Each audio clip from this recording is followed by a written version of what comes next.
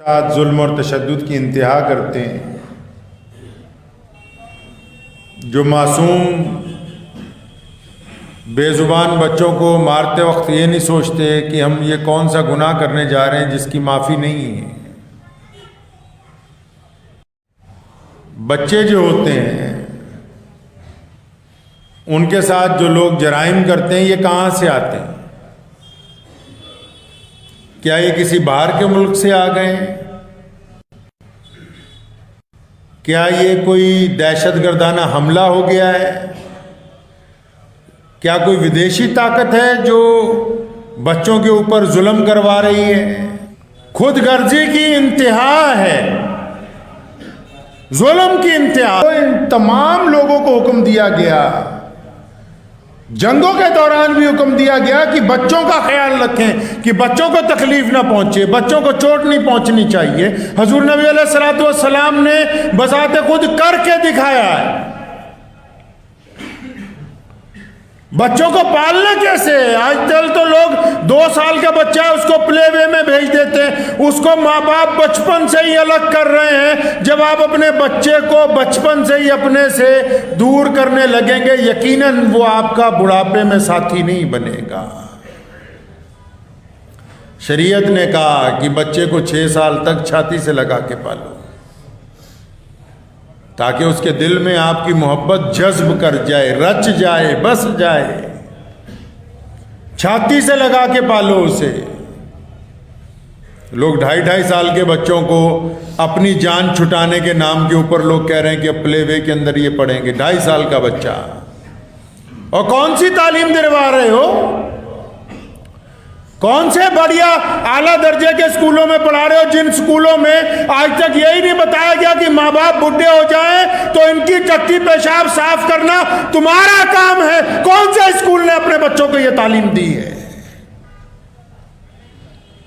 जहां तुम बच्चों को पढ़ा रहे हो वो बताते हैं बच्चों को कि आईलेट्स करो, कनाडा जाओ, ऑस्ट्रेलिया जाओ, अमेरिका में जाके बस जाओ, इंग्लैंड चले जाओ, और ये परवाह ना करो कि पीछे तुम्हारे बाप को माँ बाप का क्या होगा। ये पढ़ा रहे हो तुम अपने बच्चों को। मैं ये नहीं कहता कि बच्चों को अंग्रेजी ना पढ़ाओ, वो लेकिन अंग्रेजी के साथ उनको दीन तो पढ़ाओ, उनको अपना धर्म तो पढ़ाओ, उनको अपना मजहब तो बताओ। जब तक मजहब उनके दिल में दाखिल नहीं होगा उनको पता ही नहीं लगेगा कि माँ बाप का एहतराम करना कैसे है। इंग्लिश की तालीम तो पैसे 1 से 2 बनाने का तरीका बताती है। साइंस में किस तरह तरक्की करनी है उसका तरीका बताती है। मैथमेटिक्स में किस तरह आगे गुना के जोड़ लगाने उसके तरीके बताती है। इतिहास वो पढ़ाती है जो उनके मतलब का हो।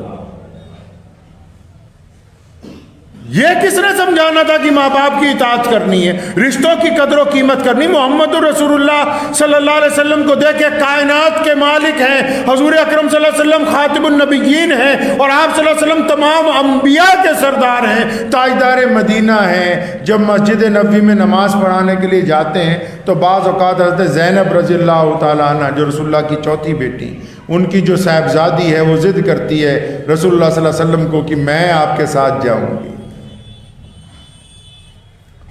नबी अलैहिस्सलातु वस्सलाम अपनी नवासी को साथ लेके जाते हैं नमाज पढ़ाने के लिए।